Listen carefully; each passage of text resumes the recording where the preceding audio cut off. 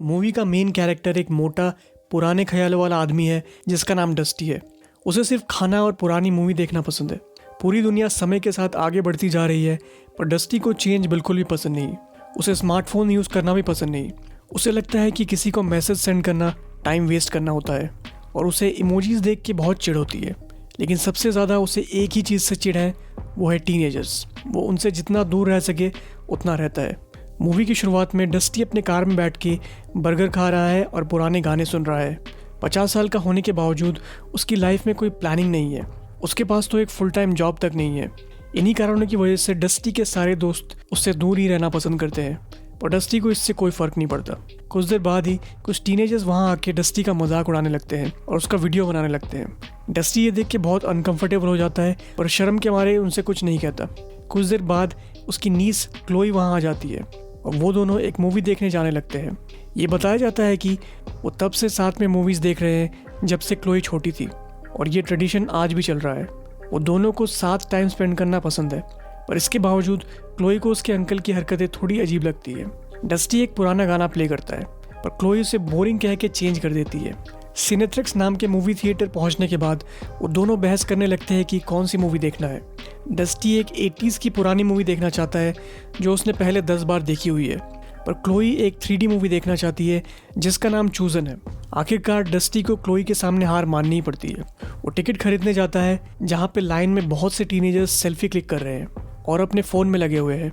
Dusty उन्हें देख के जल्दी से वहाँ से निकल जाना चाहता है। तभी क्लोई को पता चलता है कि टिकट्स बहुत कॉस्टली है और डस्टी के पास उतने पैसे भी नहीं है, इसलिए क्लोई अपने पैसों से टिकट खरीदती है। टिकट काउंटर पे खड़ी लड़की और यहाँ तक कि वहाँ के बाउंसर के चेहरे पर भी अजीब से एक्सप्रेशंस है, जैसे वो बहुत दिन से लोगों का वेट कर रहे थे। मूवी थिएटर में एंटर होने के पहले डस्टी अपना 3D ग्लास डस्टबिन में फेंक देता है और अपने पॉकेट से बड़े से 2D ग्लासेस निकाल के पहन लेता है।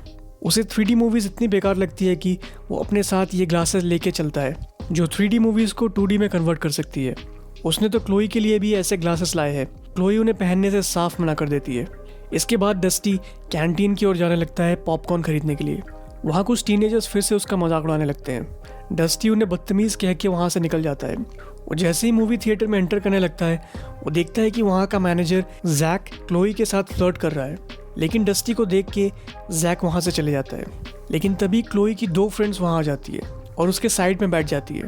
ये पता चलता है कि क्लोई ने शुरू से ही ये सब प्लान कर रखा था। डस्टी ये देख के चिढ़ गया है कि उसकी सीट पे क्लोई की एक फ्रेंड आके बैठ गई है। वो क्लोई को उसके साथ बैठने के लिए कहता है, पर क्लोई अपने दोस्तों के साथ ही बैठना चाहती है। उसे उसके अंकल अब बोरिंग लगने लगे हैं और वो नहीं चाहती कि उसके फ्रेंड के सामने वो अपना मजाक बनाए। ये सुन के डस्टी को बहुत बुरा लगता है, पर फिर भी वो क्लोई के पीछे वाली सीट में जाके बैठ जाता है। कुछ देर बाद ही जैक सामने आके अनाउंस करता है कि मूवी शुरू होने वाली है। वो सबको ये कहता है कि मूवी के दौरान कोई भी अपना फ़ोन यूज़ ना करे और हमेशा अपने 3D ग्लासेस पहने रहे। टीनेजर्स मूवी शुरू होने से पहले बहुत एक्साइटेड हो जाते हैं और चीयर करने लगते हैं। कुछ देर बाद ही मूवी शुरू हो जाती है। ये एक लव स्टोरी है जिसकी कहानी बहुत ही अजीब सी है, पर 3D में होने के कारण टीनेजर्स को ये बहुत पसंद आ रही है। वो लोग हर डायलॉग पे तालियां बजा रहे हैं। दूसरी ओर डस्टी, जिसने अपने ग्लासेस भी नहीं पहने, उसको ये सब बहुत बकवास लग रहा है। वो बस चाहता है कि मूवी जल्दी से ख़त्म हो जाए। कुछ देर बाद ही वो अपने घर से लाए ग्लासेस निकाल के पहन लेता है। क्योंकि वो 3D को 2D में कन्वर्ट कर देते हैं, उसे अभी भी कुछ खास मज़ा नहीं आ रहा, इसलिए वो टाइम पास करने के लिए बाकी लोगों को परेशान करने का डिसाइड करता है। वो क्लोई के एक फ्रेंड को अपना फ़ोन यूज़ करते देखता है। उसके मज़े लेने के लिए कहता है कि फ़ोन यूज़ करना अलाउड नहीं है। डस्टी में और क्लोई की फ्रेंड में बहस होने लगती है।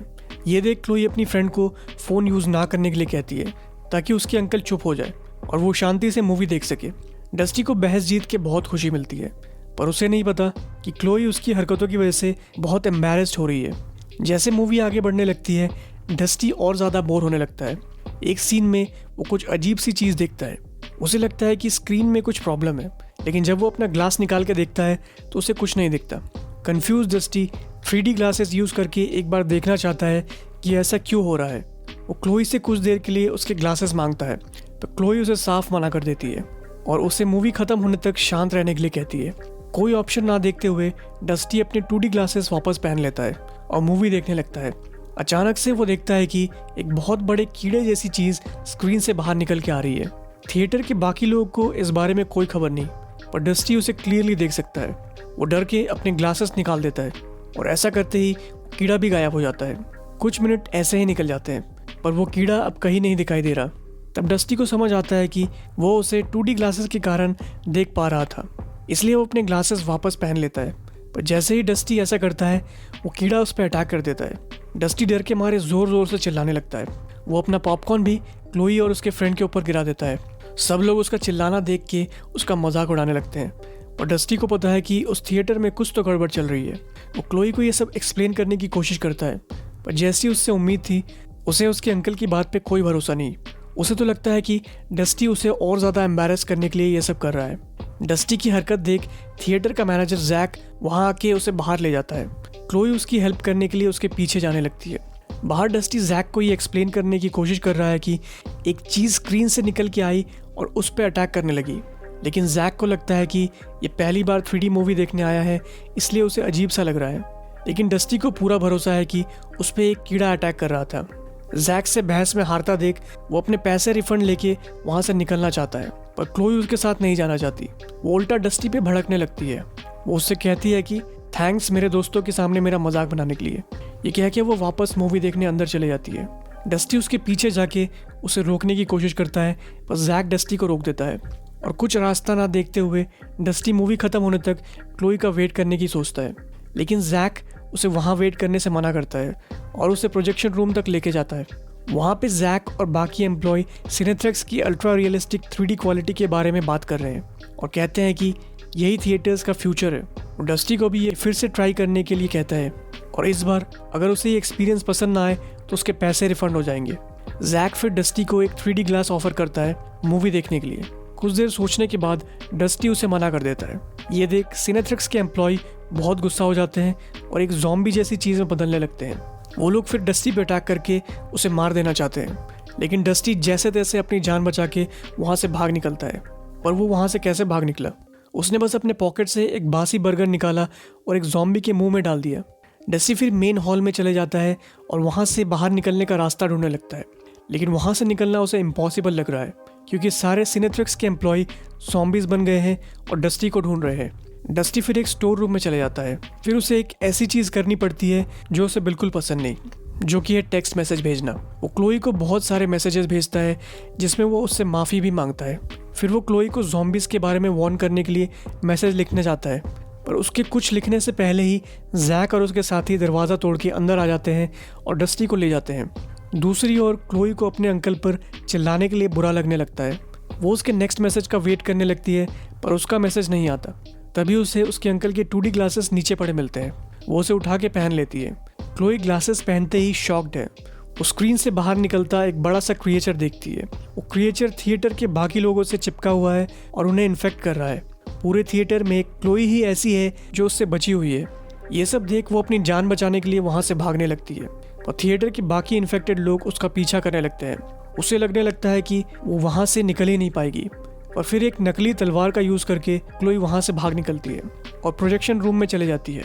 वहाँ वो डस्टी को बंधा हुआ पाती है। ये सब देख उसे रियलाइज़ होता है कि डस्टी शुरू से ही सही बात कर रहा था, लेकिन इससे पहले कि वो डस्टी की हेल्प कर पाती, जैक और उसके साथी क्लोई को घेर लेते हैं। तभी जैक इन सब के पीछे के क्रिएचर के बारे में बताता है। ये बताया जाता है कि वो दूसरे गैलेक्सी से आया एक एलियन है जो अपनी आबादी बढ़ाने अर्थ पे आया हुआ है। जैक कहता है कि इस क्रिएचर ने जब से उसे इन्फेक्ट किया है तब से उसे बहुत अच्छा फील होता है और उसे कोई दर्द भी महसूस नहीं होता। वो क्लोई और डस्टी को भी इन्फेक्ट होने के लिए कहता है ताकि वो अपनी बोरिंग लाइफ से आगे बढ़ पाए। ये कहने के बाद वो डस्टी को ज़बरदस्ती सिनेथ्रिक्स ग्लासेस पहना देता है और उसे मूवी देखने के लिए कहता है। इसके बाद डस्टी भी उन जैसा बन जाएगा, लेकिन तभी क्लोई बीच में आ जाती है और उस एलियन को एक कांच के टुकड़े से अटैक कर देती है। ऐसा करते ही सारे ज़ॉम्बीज़ कुछ देर के लिए कमज़ोर पड़ जाते हैं और तभी क्लोई डस्टी को छुड़ा लेती है।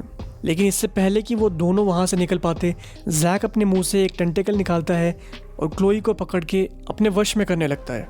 एकदम से क्लोई का फेस बदलने लगता है, जिसका मतलब है कि एलियन उसकी बॉडी में एंटर कर गया है।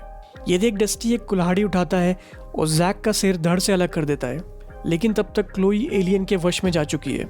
जल्दी ही डस्टी और क्लोई दौड़ के बाहर निकलना चाहते हैं, पर डस्टी जैसे ही दरवाज़ा खोलता है वो देखता है कि पूरा शहर एलियन के कब्जे में आ गया है। वो पीछे घूम के देखता है तो क्लोई का बिहेवियर भी उसे अलग लगता है।